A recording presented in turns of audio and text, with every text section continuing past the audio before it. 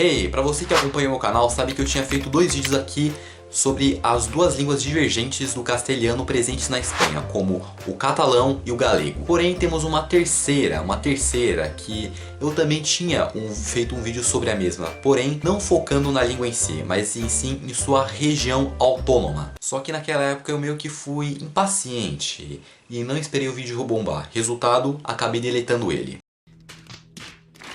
Então eu estou meio que refazendo o vídeo, melhorado dessa vez, só que não focando na região daquela área em si, mas em seu idioma e seu grupo terrorista que aterrorizou a Espanha por anos. Falaremos nesse vídeo sobre a língua basca. Então já sabe, né? Roda a vinheta e bem-vindos ao segundo vídeo do ano.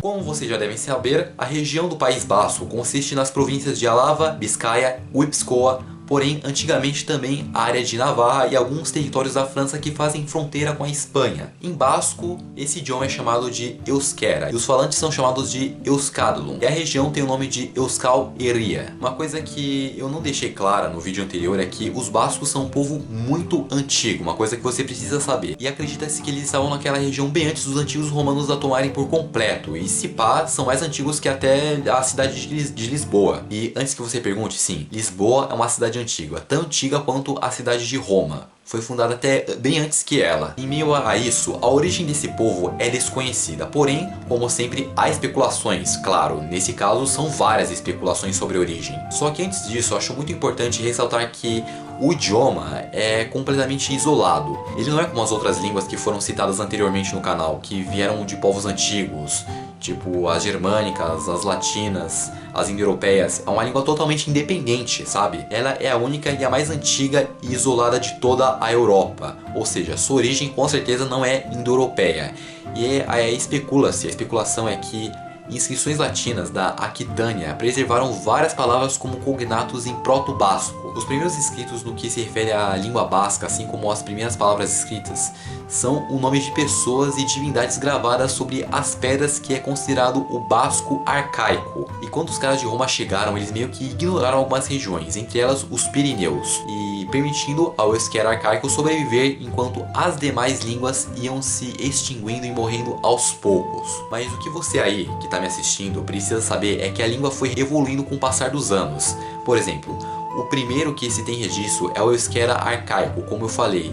Depois, na Idade Média, tivemos o euskera medieval. Esse aqui é um período escasso de informações. As primeiras palavras escritas do euskera na Idade Média correspondem a meados do século X e foram encontradas no mesmo documento onde são encontradas as primeiras palavras em castelhano. O resto, o que se conservam, são textos curtos com refrões, cancioneiros, anedotas, cantares, divisões de famílias nobres, etc., que constituem um acervo do euskera medieval. E ela só foi virar o idioma oficial de Navarra no ano de 1070, graças ao bispo e o conde de Pamplona. É importante citar que Gonzalo de Bécil, o primeiro poeta de língua castelhana, introduziu várias palavras bascas em seus poemas que mostram a evidente relação entre o euskera e os romances locais. E a coisa só foi melhorando com o passar dos anos. Depois disso, porque o início do seu período clássico, fora publicada a primeira obra do idioma. Foi o livro Linguae Vasconum Primitiae, editado em Bordeaux no ano de 1545. Mas a vida é uma caixinha de surpresas. Por causa sociopolítica, a literatura basca foi um fenômeno tão tardio que comporta inconvenientes gravíssimos para o conhecimento do idioma. Mais tarde, Joana III de Navarra e seu marido Antônio de Bourbon,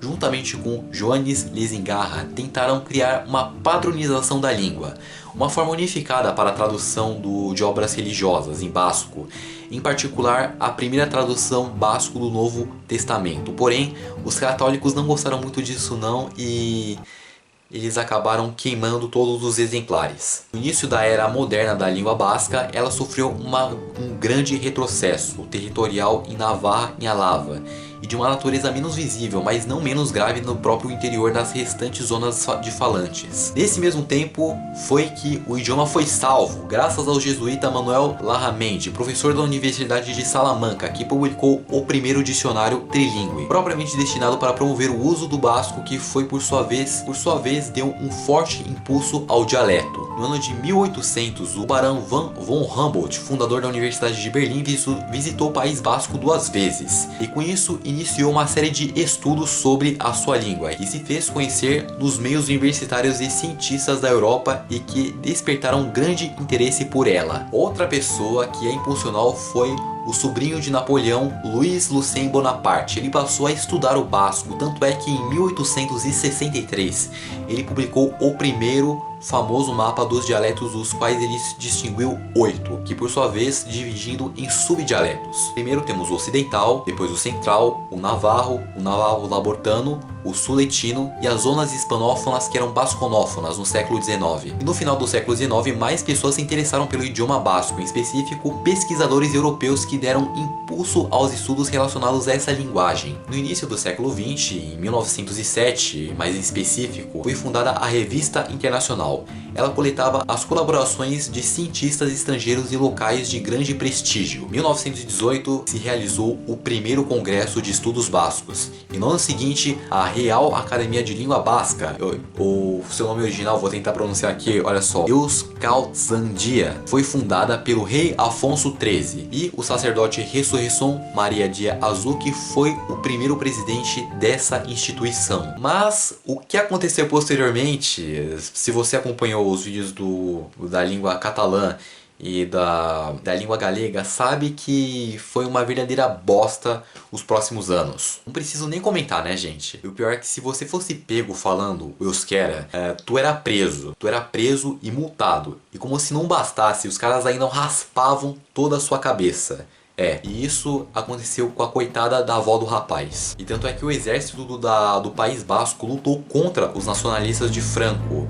Eles ficaram do lado dos republicanos. E em meio a tudo isso, para preservar o seu idioma e sua comunidade, os bascos, no final dos anos 50, eles criaram o Euskadi Ta Askatasuna, conhecido pela sigla ETA, o grupo terrorista e separatista de ideologia marxista-leninista. Eles tinham quase que o mesmo objetivo do IRA, lutar por um estado independente. E para financiar essa luta, eles praticavam assaltos à mão armada, extorsão, sequestro por resgate e tráfico de armas em Portugal, França e na própria Espanha. Além de terem desenvolvido estreitas ligações com o cartel de drogas de Medellín, o mesmo que o Pablo Escobar atuava, em dezembro de 1973, eles assassinaram o sucessor do Franco, o Luis Carrero Blanco. Eles continuaram praticando atentados mesmo após o fim da ditadura e terem de ser concedida a autonomia do País Basco, e só encerrando as atividades em meados de 2018. Mas ainda na década de 60, em 1968, a Academia iniciou a adoção de uma série de normas para o estabelecimento de um basco literário comum para favorecer uma comunicação homogênea entre as diferentes províncias. É o chamado Basco Unificado, ou Basco Batua. Ele foi criado para que a língua basca pudesse ser usada e compreendida com facilidade por todos os falantes em situações formais ou não. E foi criado pelo linguista Mix Helena. Esse cara foi crucial para a vida da língua basca. Ele é considerado o verdadeiro pai da linguística basca moderna e é autor de vários livros importantes e artigos infinitos em revistas especializadas. Esse é o basco que é falado atualmente. E agora a pergunta que não quer calar. Como é que ele é falado? O idioma é motivo de orgulho para os bascos. Estima-se que 700 mil deles, ou 35% da população da comunidade autônoma, fale a língua hoje. O padrão de som do basco é em geral semelhante ao espanhol. O número de sons distintos é relativamente baixo em comparação com outras línguas. Combinações de sons, por exemplo, encontros consonantais, estão sujeitos a restrições severas. Temos 4 características, entre eles o recurso de aglutinação, a ordem sujeito-objetivo-verbo, adjetivos em posição pós-nominal, ou seja, sem liberdade na posição dos adjetivos, como no caso das restantes línguas ibéricas. Por último, a utilização do caso absoluto, enquanto as outras línguas ibéricas utilizam o nominativo e o acusativo. Agora vamos ao seu vocabulário, que é riquíssimo. Olha só, olá significa caixo, bom dia, egnum on, boa tarde, arrastalde on, boa noite, gabon, adeus, agur, até logo, geroarte, por favor, Mesdes, por favor, Mercedes, perdão, Barcatu, muito obrigado, Esquerric, Asco, de nada, Esdago, Zegarritk, sim, Bai, que oração, Zer ordo da, não, es, mãe, ama, pai, aita, filho, semi e filha, alaba. Nos dias atuais, o basco é a língua oficial em seus territórios, inclusive até em Navarra, porém não tem reconhecimento no território francês. O País Basco é hoje a área mais rica da Espanha. Em meio a tudo isso, agora eu concluo e fecho essa saga de línguas na Espanha. Eu acredito que tenha mais línguas ainda naquele país incrível.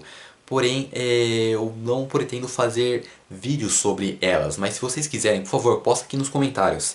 E se você é um basco espanhol naturalizado aqui no Brasil, ou conhece um pouco aqui do Brasil, posta aqui nos comentários sobre a sua região, como é aí, ou o que a sua família passou na ditadura do Franco, porque eu gostaria muito de receber um relato seu se sua família recebeu repressões por parte da ditadura por terem falado e exercido esse idioma. Como que eu falei, um idioma é a história de um povo. Um povo não é nada sem o seu idioma. Enfim pessoal, esse foi mais um vídeo, não se esqueça, espero que vocês tenham gostado, não se esqueça de se inscrever no canal, deixar seu like e ativar o sininho, que isso é muito importante para realizar esse trabalho aqui no YouTube. E não se esqueça de me seguir em todas as minhas redes sociais, que eu sempre estou postando alguma coisa legal lá, beleza pessoal? Encerramos essa saga das línguas presentes na Espanha. O próximo vídeo vai ser sobre os gangsters, eu vou continuar falando sobre a máfia. Valeu, falou e fui!